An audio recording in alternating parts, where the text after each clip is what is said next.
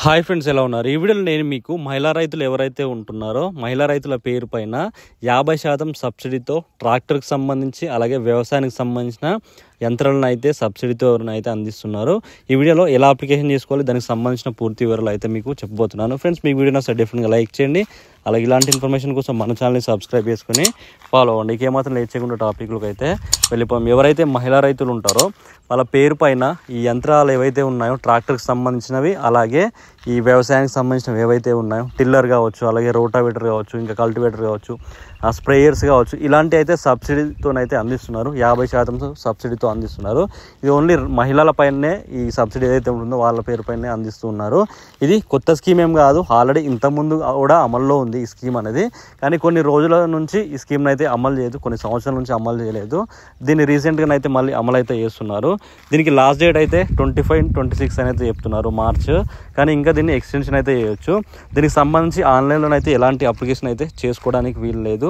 మీ దగ్గరలో ఉన్న ఎవరైతే ఏఈఓలు ఉన్నారో ఏఈఓల ద్వారా మాత్రమే ఈ అప్లికేషన్ అనేది మీరు ఫిల్ చేయాలి. దీనికి సంబంధించిన అప్లికేషన్ ఫామ్ ఏ విధంగా ఉంటుంది, అలాగే ఈ అప్లికేషన్ ఫామ్ని ఎలా ఫిల్ చేయాలి, దీనికి సంబంధించి ఏమేమి డాక్యుమెంట్స్ కావాలో ఇప్పుడైతే మీకు నేను చెప్పబోతున్నాను. చూడండి, ఇక్కడ మీకు గవర్నమెంట్ యొక్క అఫీషియల్ అప్లికేషన్ ఫామ్ కనిపిస్తుంది కదా. ఈ అప్లికేషన్ ఫామ్లో రైతు యొక్క వివరాలు అయితే మీరు ఎంట్రీ చేయాల్సి ఉంటుంది. ఇక్కడ ఫస్ట్ చూసుకున్నట్టయితే రైతు వివరాలు అని ఉంది కదా. రైతు వివరాల దగ్గర ఆధార్ సంఖ్య ఏదైతే ఉంటుందో ఆధార్ సంఖ్యని ఎంట్రీ చేయండి. తర్వాత రైతు పేరు అడుగుతుంది, తర్వాత తండ్రి లేదా భర్త పేరు అడుగుతుంది. ఇంకా తర్వాత ఇక్కడ క్యాస్ట్ అయితే అడగడం జరుగుతుంది. తర్వాత మేల్ ఫీమేల్ అడుగుతుంది. ఇంకా కేటగిరీ అయితే అడుగుతుంది, మీరు చిన్న రైతా పెద్ద రైతా అనేది అడుగుతుంది. వ్యక్తిగతంగా లేదా గ్రూప్ వైజ్గా తీసుకోవాలనుకుంటున్నారు అనేది కూడా అడుగుతుంది. తర్వాత దరఖాస్తుదాని రకం అయితే అడుగుతుంది.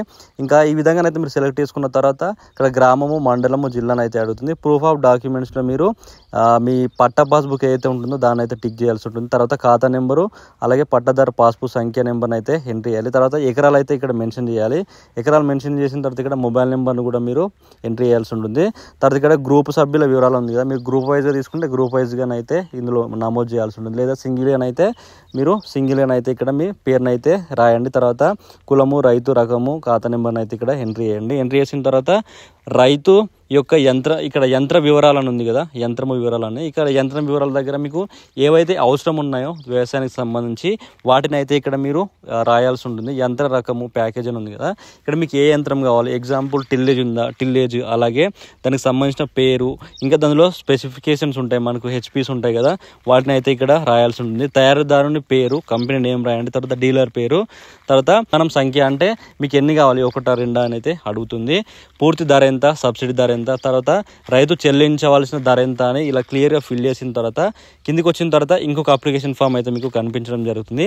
ఇందులో ట్రాక్టర్కి సంబంధించిన వివరాలు అయితే అడుగుతుంది. ట్రాక్టర్ యొక్క యజమాని పేరు, ఆర్సీ నెంబరు, అలాగే మీరు డీడీ అయితే తీయాల్సి ఉంటుంది ఆ కంపెనీ పేరు పైన, డీడీ సంఖ్య, అలాగే తేదీ, బ్యాంక్ పేరు, తర్వాత మీ ఫుల్ అడ్రస్ రాసేయాలి. రాసిన తర్వాత దరఖాస్తుతో జత చేయవలసిన పత్రాలను ఉంది కదా, ఇక్కడ మీరు దరఖాస్తు ఫామ్ అయితే టిక్ చేయండి. ఇలా టిక్ చేసిన తర్వాత డేటు, అలాగే సైన్ చేసి అప్లికేషన్ ఫామ్తో దరఖాస్తు ఫామ్ని ఫిల్ చేయండి. తర్వాత పట్టా పాస్బుక్ ఏదైతే ఉంటుందో ల్యాండ్కి సంబంధించి అది జిరాక్స్ తీసుకోండి. తర్వాత ఆధార్ కార్డు జిరాక్స్, తర్వాత బ్యాంకుకి సంబంధించిన జిరాక్స్, అలాగే ట్రాక్టర్కి సంబంధించిన ఆర్సీ ఏదైతే ఉంటుందో ట్రాక్టర్ ఆర్సీని కూడా మీరు జిరాక్స్ అయితే తీసుకోండి. ఇలా తీసుకున్న తర్వాత కంపెనీ ఏదైతే ఉంటుందో మీరు కంపెనీ పేరు పైన అయితే డీడీ అయితే తీయాల్సి ఉంటుంది బ్యాంక్లో. ఆ డీడీకి సంబంధించిన స్లిప్, ఇవన్నీ మీరు జత చేసి అప్లికేషన్తో ఫాము జత చేసిన తర్వాత మీ దగ్గరలో ఉన్న ఎవరైతే ఏఈఓలు ఉంటారో ఏఈఓల దగ్గరికి వెళ్ళి మీరు ఈ అప్లికేషన్ అయితే ఇవ్వాల్సి ఉంటుంది. ఇచ్చిన తర్వాత ఒకవేళ మీరు అర్హులుగా ఉంటే మీరు వెరిఫికేషన్ చేసిన తర్వాత ఈ సబ్సిడీ ద్వారా వచ్చిన యంత్రాలను అయితే మీకు ఇవ్వడం జరుగుతుంది. ఇంకా మీకు పూర్తిగా డీటెయిల్స్ కావాలంటే మీ దగ్గరలో ఏఈఓని అడిగితే దీనికి సంబంధించి మీకు డీటెయిల్గా అయితే చెప్పడం జరుగుతుంది. ఎవరైతే తీసుకోవాలనుకుంటున్నారో వాళ్ళు ఖచ్చితంగా అయితే మీరు దగ్గరలో ఉన్న ఏఈఓని సంప్రదిస్తే ఇంకా మీకు డీటెయిల్గా అయితే క్లారిటీగా అయితే చెప్తారు. ఈ విధంగా ఎవరైతే అప్లికేషన్ చేసుకోవాలనుకుంటున్నారో మీకు ట్రాక్టర్కి సంబంధించి అలాగే వ్యవసాయానికి సంబంధించిన ఏవైతే పనిముట్లు కావాలో మీరు అప్లికేషన్ చేసుకోవాలంటే ఖచ్చితంగా ఈ అవకాశాన్ని అయితే వినియోగించుకోండి. సో ఈ వీడియో మీకు అయితే యూస్ఫుల్ అనిపించింది, అందుకే చేయడం జరిగింది. మీకు వీడియో నచ్చితే డెఫినెట్గా లైక్ చేయండి. అలాగే ఇలాంటి ఇన్ఫర్మేషన్ కోసం మన ఛానల్ని సబ్స్క్రైబ్ చేసుకొని ఫాలో అవ్వండి. Thank you.